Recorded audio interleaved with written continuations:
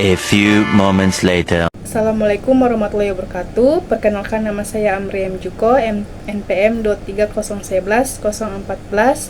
Di sini saya akan membahas tentang materi merek untuk memenuhi tugas mata kuliah hak atas kekayaan intelektual.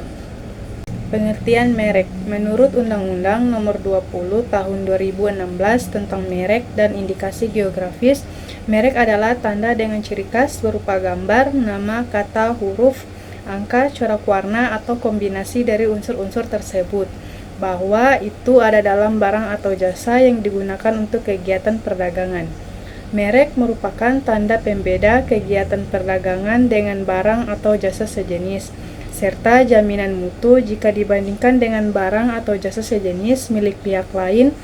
Dengan demikian, merek mencakup komitmen perusahaan untuk secara konsisten menyediakan fitur, manfaat, dan layanan khusus kepada pembeli.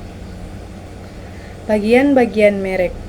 Menurut Kotler dan Keller 2009, suatu merek biasanya terdiri dari beberapa bagian, yaitu yang pertama, nama merek, merupakan bagian dari merek dan diucapkan. 2. Bagian merek yang dapat dikenali tetapi tidak diucapkan seperti simbol, desain, font, atau warna yang khas. Ketiga, merek dagang atau trademark adalah bagian dari merek yang dilindungi undang-undang karena kemampuannya menciptakan sesuatu yang istimewa. 4. Hak cipta adalah hak istimewa yang dilindungi secara hukum untuk memproduksi, menerbitkan, dan menjual karya tulis, karya musik, atau karya seni. Fungsi dan manfaat merek. Merek berfungsi memberikan identitas untuk barang atau jasa dan fungsi untuk memastikan kualitas artikel dan kombinasi bagi konsumen. Merek juga bertindak sebagai rekrutmen barang atau dikombinasikan yang diproduksi oleh seseorang atau orang hukum dengan produk atau layanan yang dilakukan oleh seseorang atau entitas moral lainnya. Berikut ini beberapa fungsi merek.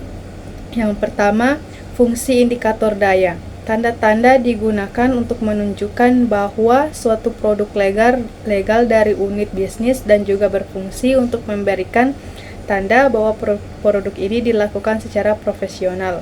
2. Fungsi indikator kualitas. Merek adalah jaminan kualitas terutama untuk produk yang memiliki reputasi baik. 3. Fungsi saran. Merek memberikan kesan bahwa ia akan menjadi kolektor produk. Jenis merek. Menurut Undang-Undang Nomor 15 Tahun 2001 tentang merek, secara umum merek dibagi menjadi 3 kategori, yaitu yang pertama, merek adalah merek yang digunakan pada barang yang diperjualbelikan oleh satu orang atau lebih atau badan hukum untuk membedakannya dengan barang lain yang sejenis. 2. Merek jasa adalah merek yang digunakan untuk jasa yang dipasarkan oleh satu orang atau lebih dengan atau oleh badan hukum untuk membedakannya dengan jasa lain yang sejenis. 3.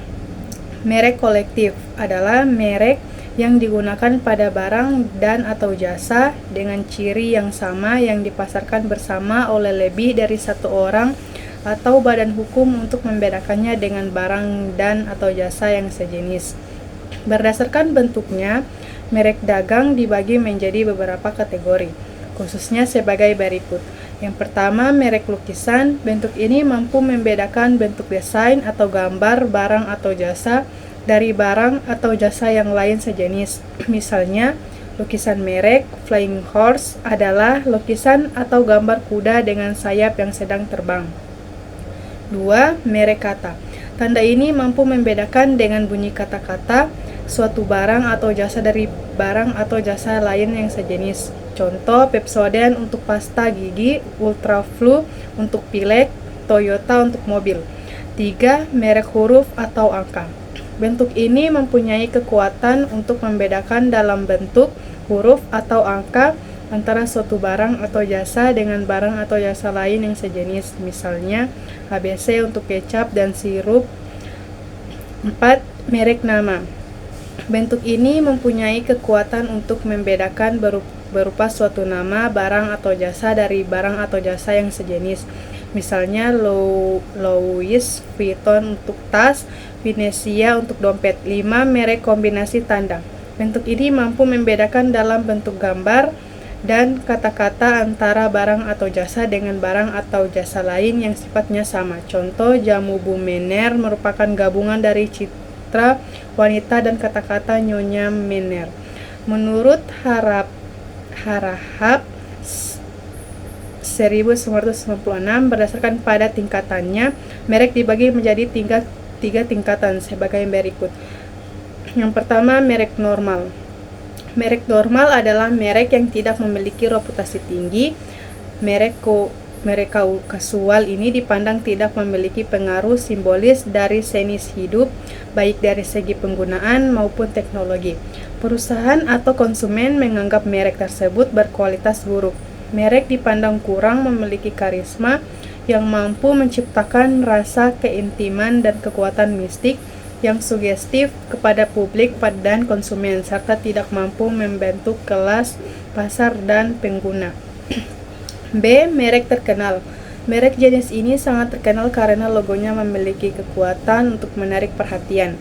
Merek seperti itu memiliki daya pancar yang luar biasa dan mempesona sehingga semua jenis produk di bawah merek ini segera menciptakan keakraban dan ikatan psikologis dengan konsumen. 3. Merek terpopuler. Level tertinggi dari branding adalah merek terpopuler.